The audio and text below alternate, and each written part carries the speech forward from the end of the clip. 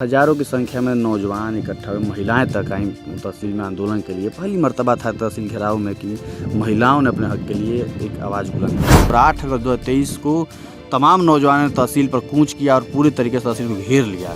तो उन 115 लोगों का जो लंबित आवाज़ था उसको पूरा टिकुलिया गाँव से उसको तुरंत उन्होंने हस्तांतरित किया। सरकार से मैं यही कहना चाहूँगा कि जो भी लोग इस तरीके से मांग करते हैं वास्तव में जनहित की मांग है, उसको हमेशा सुनें। नमस्कार, मैं हूं निर्भय और आप देख रहे हैं बलिया की बात। बलिया की बात की टीम आज बांसडीह विधानसभा क्षेत्र के ग्राम सभा सुल्तानपुर में है, जहां पर घाघरा नदी से हो रहे कटान को रोकने के लिए ठोकर बन रहा है। और इस ठोकर को बनने में आपको बता दूं कि बहुत से लोगों का संघर्ष जुड़ा हुआ है, छात्र से लेकर किसानों तक और किसानों से लेकर राजनेताओं तक। और वही संघर्ष रहा कि सरकार तक वो आवाज़ गई और उसके बाद ये ठोकर का निर्माण हो रहा है। इस ठोकर के निर्माण में संघर्षों की जो मैं बात कर रहा था, उसी संघर्ष की कड़ी में एक नाम आता है प्रवीण सिंह जी का। प्रवीण सिंह के बारे में बता दूं कि एक छोटे से ग्राम पंचायत की पगडंडियों से निकलकर छात्र राजनीति शुरू किए। उसके बाद से बहुत से सामाजिक आंदोलनों में, छात्रों के आंदोलनों में प्रमुखता से इन्होंने सहभागिता किया। उसके बाद से अभी वर्तमान में ये समाजवादी छात्र सभा के जिला अध्यक्ष भी हैं। तो प्रवीण जी, सबसे पहले तो बलिया की बात में आपका बहुत बहुत स्वागत है। बहुत बहुत धन्यवाद। और विशेष तौर पर आपका धन्यवाद ज्ञापित करूंगा कि आपके इस बात के प्रत्यक्ष गवाह हैं कि जब हमने आंदोलन की शुरुआत की थी 8 अगस्त 2023 को जी। तो इसी जगह पे सौभाग्य है हमारा कि इसी जगह पर हम सभी ने बैठकर एक इंटरव्यू किया था और यहाँ के लोगों को जागरूक किया था कि आएँ और इस हक की लड़ाई में अपने लिए आवाज़ बुलंद करें। जी। उस कड़ी में आपने प्रत्यक्षदर्शी तौर पर देखा था कि कैसे गांव के लोग विवश थे और किस तरीके से कटान उन्हें लील जाने को तैयार थी। और तमाम बस्तियां, तमाम ये टिकुलिया गांव भी जिस तरीके से नदी में विलीन हो चुका था, तमाम हजारों एकड़ भूमि यहाँ पर नदी में विलीन हो गई, किसान खाने को मर रहे हैं।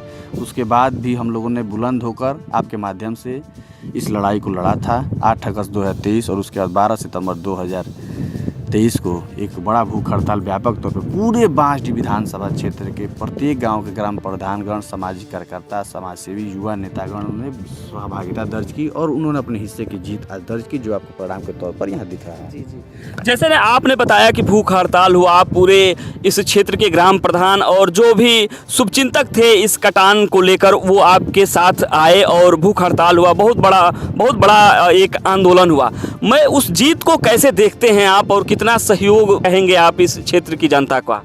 जी बिल्कुल, ये जीत मेरी नहीं है, ये जीत पूरे तहसील क्षेत्र के लोगों की है कि हम लोगों ने पूरे तरीके से रामपुर, नंबरी, सरीखे, यहाँ मलाही चक हो, सभी कटान से बहुत तरीके से प्रभावित थे। तमाम हजारों एकड़ भूमि डूब चुकी थी जी।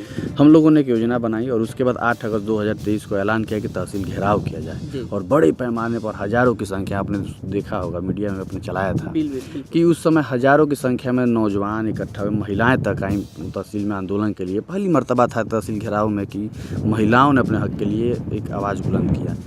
और उसके बाद 12 सितंबर को हम लोगों ने भूख हड़ताल की घोषणा की और पूरे बांसडीह में संपूर्ण भूख हड़ताल हुआ, जिसमें 81 से 85 गाँव के ग्राम प्रधानगणों ने स्वयं अपने नेतृत्व में और युवा नेताओं ने, समाज सेवियों ने, छात्र नेताओं ने भूमिका दर्ज की और एक बड़ी व्यापक तौर पर भूख हड़ताल की सफल बनाया। और जिसके परिणाम है कि आज हम सभी ठोकर के बीच हम लोग बैठ कर वार्ता कर रहे हैं और सुखद पल को जी रहे हैं। आने वाला समय मैं समझता हूं कि तमाम क्षेत्रवासियों के लिए एक सुखद समय होगा और राजनीति में सारे नेताओं के लिए और विशेष तौर पर युवाओं के लिए एक सबक है कि आज के दौर में भी अपने संघर्ष और आंदोलन के बलबूते हम सभी अपनी आवाज़ को बुलंद कर सकते हैं और अपने हक की लड़ाई को जीत सकते हैं। जी जी। उसका परिणाम है यह कटान रोधक कार्य ठोकर। जी।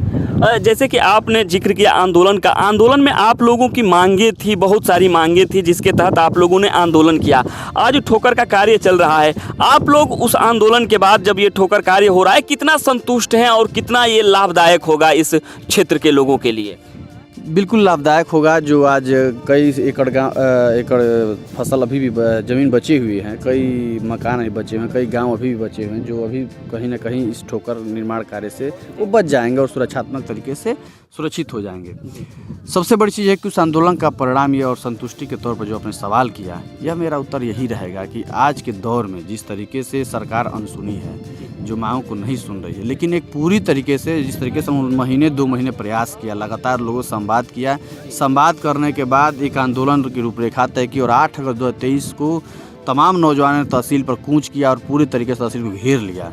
और उस दौर के विजुअल्स आप देखेंगे तो आपको लगेगा कि हाँ, एक संघर्ष का परिणाम आ रहा है। उसके बावजूद हम सभी ने अगले कड़ी में एक भूख हड़ताल का ऐलान किया कि संपूर्ण बांसडी भूख हड़ताल। उसमें 81 गांव के ग्राम प्रधान, तमाम युवा छात्र नेतागण, सभी लोगों ने हम सभी को मदद किया और एक साथ समर्थन किया। हम व्यक्तिगत तौर पर मैं भी तहसील पर बैठा था और उस भूख हड़ताल का परिणाम रहा लगातार। उसके बाद रविंद्र कुमार डीएम थे उस समय, उन्होंने हम सभी का मदद किया और उन्होंने एक चीज़ को महसूस किया कि हाँ, ये वास्तव में जेन्युइन मांग है, जो जनता का नुकसान इससे हो रहा है। उसमें तमाम मांगों को देखते हुए उन्होंने मुझसे बुलाया। मुझे लगता है कि 16 नवंबर, मुझे तारीख आज भी याद है, 16 नवंबर को उन्होंने मुझे बुलाया और कहा कि आपकी जो मांगे हमको बताइए। तो हमने मुआवजे की पहले बात की, तो उन्होंने मुआवजे के तौर पर कहा कि मुआवजा मैं तुरंत अभी एडीएम देवेंद्र सिंह को उन्होंने दे दिया। और उसके बाद उन्होंने कहा कि और तो मैंने कहा ये सबको आवास मिल जाए। तो उन्होंने 115 लोगों का जो लंबित आवास था उसको पूरा टिकुलिया गाँव से उसको तुरंत उन्होंने हस्तांतरित किया। उसके बाद मुआवजे की रकम एडीएम देवेंद्र सिंह ने तमाम वहाँ चांदपुर से लेकर रामपुर नंबरी और यहाँ तक खादीपुर, मलाई चक, सुल्तानपुर के लोगों को मुआवजा दिया गया है। अभी कुछ लोगों का मुआवजा अभी भी शेष है, उसके लिए हम प्रयासरत हैं। तीसरा चीज़ ठोकर का है, तो ठोकर एक दिन में तो भाई निरसित हो नहीं पाएगा। डीएम का अधिकार क्षेत्र से ऊपर की चीज़ थी। हालांकि उन्होंने प्रस्ताव बनवाया तुरंत सिंचाई विभाग से और उसको तुरंत अग्रसारित किया और मदद किया। मैं भी खुद सिंचाई विभाग में बाड़खंड में गया था, लखनऊ, उनके सिफारिश पे। हरि प्रताप शाही जी उस समय वहाँ पर थे, उन्होंने भी मदद किया। उन्होंने उनसे कह के हमको हमारे साथ भेजा था, मैं भी गया था वहाँ पर। उसके बाद तुरंत घोषणा होती है, लेकिन पिछले वर्ष काम नहीं लग पाया था घोषणा के उपरांत बजट के अभाव में। लेकिन इस बार पूरी तरीके से बजट का स्वीकृति हुई और आज पूरी तरीके से काम चल रहा है और मुझे लगता है कि जून या जुलाई तक काम पूर्ण हो जाएगा। आप लोगों का जो आंदोलन था बेहद बृहद प्रकार का था और बहुत लोग थे, लेकिन आप अभी समाजवादी पार्टी के जो छात्र सभा जिला अध्यक्ष हैं, उसके नाते मैं आपसे जानना चाहूँगा कि कहीं ना कहीं आपकी मांग जो थी सरकार के पास गई और सरकार ने उसको सुना और देखा, तो सरकार को क्या कहना चाहेंगे? सरकार से आप क्या कहना चाहेंगे अभी वर्तमान में? सरकार से मैं यही कहना चाहूँगा कि जो भी लोग इस तरीके से मांग करते हैं, वास्तव में जनहित की मांग है, उसको हमेशा सुने। हालांकि गूंगी बहरी सरकार हो चुकी है, नहीं सुन पा रही है, लेकिन जिस तरीके से मैं इस यहाँ पर परिणाम पाया, इसके लिए तो मैं सरकार को धन्यवाद दूंगा। लेकिन मैं ये मांग करता हूँ कि आने वाले समय में जो भी जनहित की मांग है उसको ध्यानपूर्वक सुने। सरकार की नैतिक जिम्मेदारी होती है, दायित्व होता है, क्योंकि हर एक मांगों को वास्तव जो जनहित के सवाल हैं, जो छात्रों, युवाओं, गरीब, शोषित, वंचित, पिछड़े लोगों के सवाल हैं, उस पर खड़े रहे और उसको सुने। यही उसका नैतिक कर्तव्य, संवैधानिक कर्तव्य भी है। इसीलिए लोग सरकारों को चुनते हैं और लोकतांत्रिक व्यवस्थाओं में अपनी आस्था को सुनिश्चित करते हैं। तो इसके तहत हर एक सरकार से मेरी अपील रहेगी कि वो सरकार जो जनता की मांग को नहीं सुनती है, उसे एक सेकंड भी नैतिक अधिकार नहीं है, संवैधानिक अधिकार नहीं है कि वो कुर्सी पर बैठे। तो ऐसे में मैं पुनः मांग करूंगा कि इस ठोकर निर्माण के बाद जो भी थोड़े बहुत मुआवजे से वंचित रह गए लोग, उन्हें तत्काल प्रभाव से मुआवजा दिया जाए और आने वाले समय में ऐसे जो गाँव जो मुख्य आबादी वाले हैं उनको चिन्हित किया जाए और आगे भी ठोकरों का निर्माण हो जाए 2-4 और।